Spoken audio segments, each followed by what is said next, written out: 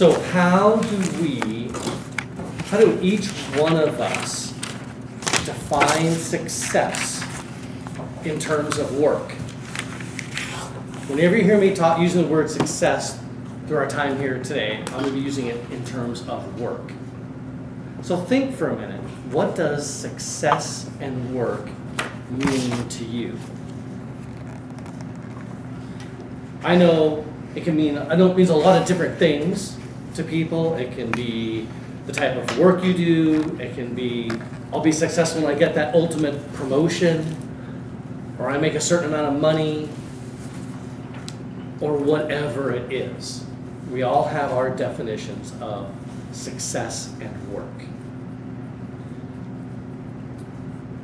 It's interesting to me that often it seems when we are defining success that there is this separation between what we do at work and what I call our personal and spiritual evolution or evolvement or self-actualization, whatever word you use to speak about bringing the truths out of who you are individually as a person. So how we define success is very important. There's a well-known neuroscientist, her name is Catherine Davidson. A couple years ago, she wrote a book called Now You See It. And she talks about attention blindness. How many people have heard of the phrase attention blindness? Okay. Attention blindness basically is this.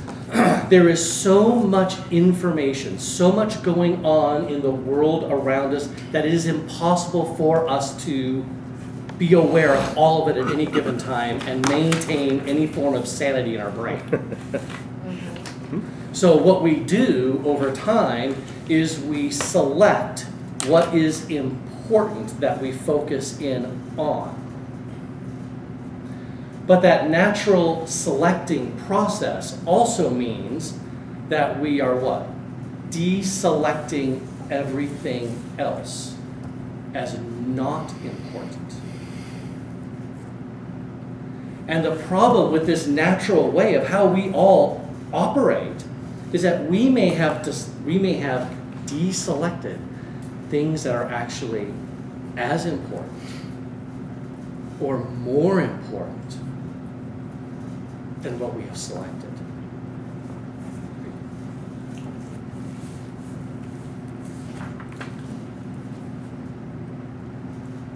I want to give you a personal example of, for me, the change of the meaning of success at work.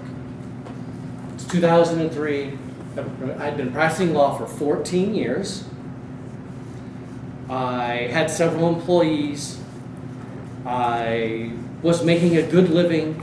I paid my employees a really good wage. I hit this point where I looked around me and I said, you know, I've hit success. I am there. But there was a problem. There was a part of me that didn't buy it. I didn't believe it. And I kept looking around trying to understand, why am I not really feeling fulfilled? Why am I not feeling really successful? So what I started to do was pay attention to, throughout the day, what events, interactions, conversations resonated inside of me. Sort of like pinged or hit that sweet spot. You know, if you play golf and you hit a good shot with your driver, you hear that sound, you go, oh, that was good. Right? So I started paying attention to that inside of myself. And what I discovered was I was expanding the definition of success. I was now saying what I wanted work to be about, who I am and who I can become. It's very important to realize what I'm not talking about. I'm not saying that anyone's definition of success is wrong, you should change it. Absolutely not. But what I am saying is this: by expanding how we define success, we can take a place that we spend so many hours out of the day and actually use it to propel our own lives interpersonally forward.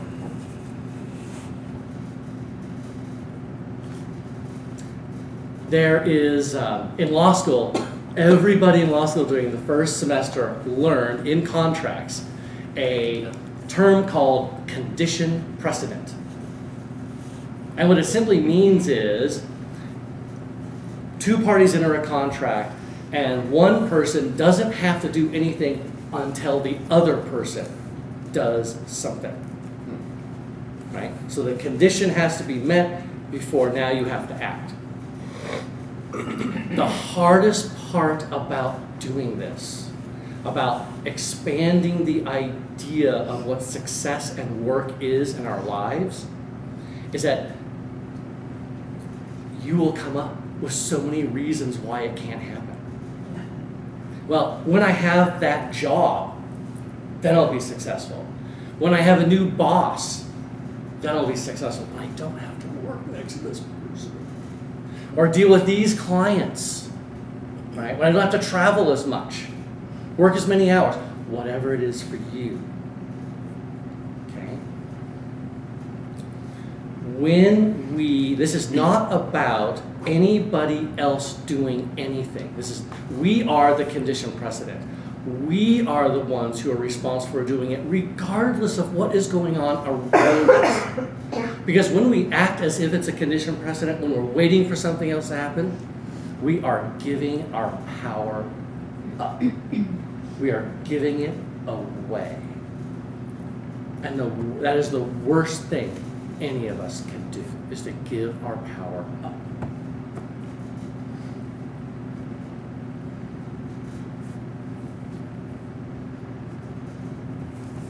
The good news is,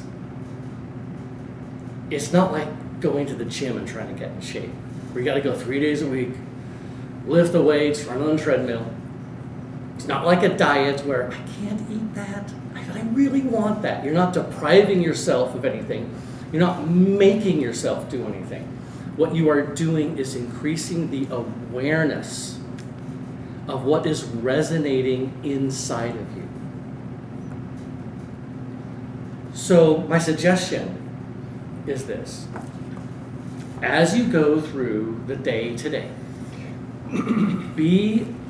increase your awareness, or be aware of how interactions, how situations are making you feel. And when you feel that sweet spot, that ping, that resonation, whatever word it is for you, but it is, oh, I like that. That hits, that's a home run inside of me. That feeling. Just make a mental note of it. And as time goes by, what you will find yourself doing is trying to find as many of those situations as you can and actually creating those situations. So by expanding the meaning of success in terms of work, we are able to take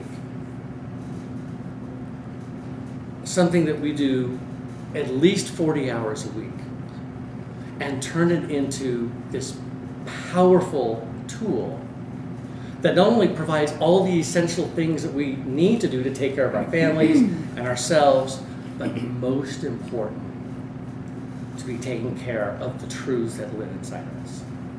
Thank you.